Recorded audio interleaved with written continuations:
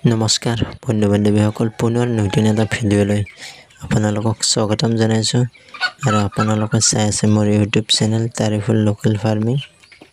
আৰু আজিৰ ভিডিঅ'টো অতি গুৰুত্বপূৰ্ণ হ'বলৈ গৈ আছে বন্ধু বান্ধৱীসকল। আজিৰ ভিডিঅ'টো এই 5টা কাম কৰিব আপোনালোকে মুৰ্গী কেতিয়াও বেমাৰ নহয় বা কেতিয়াও লছৰ সন্মুখীন হ'ব নালাগে।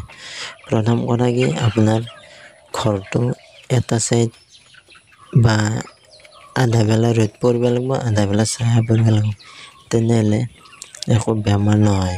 কাৰণ ফাৰ্ম হ'ল এটা ছাইড গৰম হৈ থাকিলে ভাটিবেলা ছাইড ঠাণ্ডা পৰিব, ধুনীয়া এটা সুন্দৰ পৰিৱেশত হ'ব।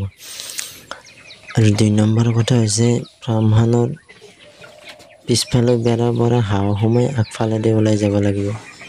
এটা হ'ল 2 নম্বৰ কথা। তেতিয়া তাৰমানে তাত যিটো গেছ হয় সেই গেছটো বাহিৰে ওলাই দিয়ে, নহ'লে তাত এমনিয়া গেছৰ সৃষ্টি হয় আৰু মুৰ্গীবোৰ চৰ্দি বা চিয়াৰ্দি এইবিলাক বেমাৰে মৃত্যুমুখত পৰে। গতিকে আপোনালোকে যদি কোনোবাই পুৰা বেৰ মাৰি দিছে তেনেহ'লে বেমাৰ হ'ব। গতিকে বেৰখন যাতে খোলা ৰাখে, মানে সেইফালৰ পৰা হাৱা আহি যাতে আগফালেদি ওলাই যাব পাৰে, অৰ্থাৎ পিছফালৰ পৰা বতাহ সোমাই আগফালৰ পৰা ওলাই যাব পাৰে, তেতিয়া তাত কোনো গেছৰ সৃষ্টি নহয় বা পোৱালিও নমৰে।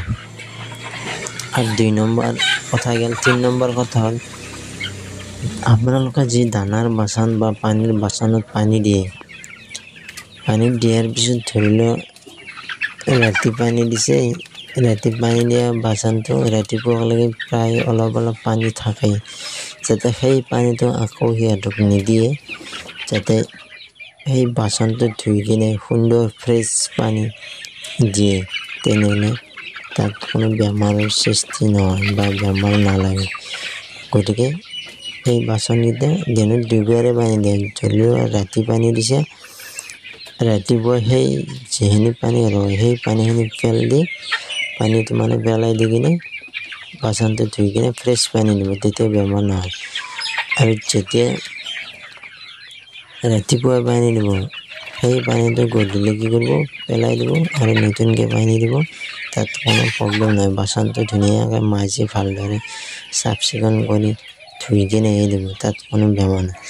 আৰু যিটো আমি দানা দিয়া পাত্ৰ, এই দানা দিয়া বাচনটো দানাটো চবেই দিয়ে থাকে, তাত শেষ হ'লে দানা সোমাই দিয়ে, কোনোদিনতো ধোৱা ধুই নহয়, কিন্তু তাতো বেমাৰৰ সৃষ্টি হয়। কেনেকৈ, সেই বাচনটোৰ ওপৰত মুৰ্গীটো উঠি কিনে হাগি দিয়ে, হাগি দিয়াৰ ফলত বেমাৰৰ সৃষ্টি হয়। গতিকে সেই বাচনটো সদায় ধুব নালাগে, মোটামুটি সপ্তাহত এবাৰকৈ সেই দানা দিয়া বাচনটো ধুই দিব, যাতে তাত কোনো বেমাৰৰ সন্মুখীন নহয়। আৰু 4 নম্বৰ কথা, আমি মুৰ্গীক সাধাৰণতে ধৰি লওক আমি মানুহ যেনেকৈ কেঁচা চব্জি খাওঁ, মুৰ্গীকো তেনেদৰে কি কৰিব, ঘাঁহ দিব, ঘাঁহ বা কবিৰ পাত, শাকৰ পাত, সদায় নহয়, কেতিয়াবা মাজে মাজে বা 15 দিনৰ মূৰত একদিন দিলোঁ বা 10 দিনৰ মূৰত দিলোঁ বা সপ্তাহৰ মূৰত একদিন দিলোঁ, এনেকৈ দিব। তেতিয়াও তাৰমানে কোনো বেমাৰৰ সন্মুখীন নহয়। বা সজনা গছৰ পাত দিব, তেতিয়া কোনো বেমাৰ নহয়। আৰু 5 নম্বৰ কথাটো হৈছে কি, আমি ফাৰ্মখন মোটামুটি চাফা কৰিব বা 3 দিনৰ মূৰে মূৰে সদায় চাফা কৰিব লাগিব। কেনে, বাচন পাত্ৰ ধুনীয়াকৈ বাহিৰত থৈ ভালদৰে ঝাৰু মাৰি চাফ চিকুণ কৰি, যিটো তাৰ গোবৰ পাহি চাহি পৰি থাকে, সেই পাহি চাহিবিলাক মানে ঝাৰু মাৰি ধুনীয়াকৈ যাতে বাহিৰত পেলাই দিয়ে। বা কিছুমানে 3 দিনত নহ'লে সপ্তাহত দিব, সপ্তাহত নহ'লে 10 দিনত দিব, কিন্তু 3 দিন দিয়াটো বা সপ্তাহত দিয়াটো একদম জৰুৰী। তো 5 নম্বৰৰ কথা এইটোৱে আছিল। তো বন্ধু বান্ধৱীসকল, আজিৰ ভিডিঅ'টো এইখিনিয়ে আছিল। যদি ভিডিঅ'টো চাই ভাল পালে লাইক, কমেণ্ট, শ্বেয়াৰ আৰু চেনেলটো ছাবস্ক্ৰাইব কৰিব।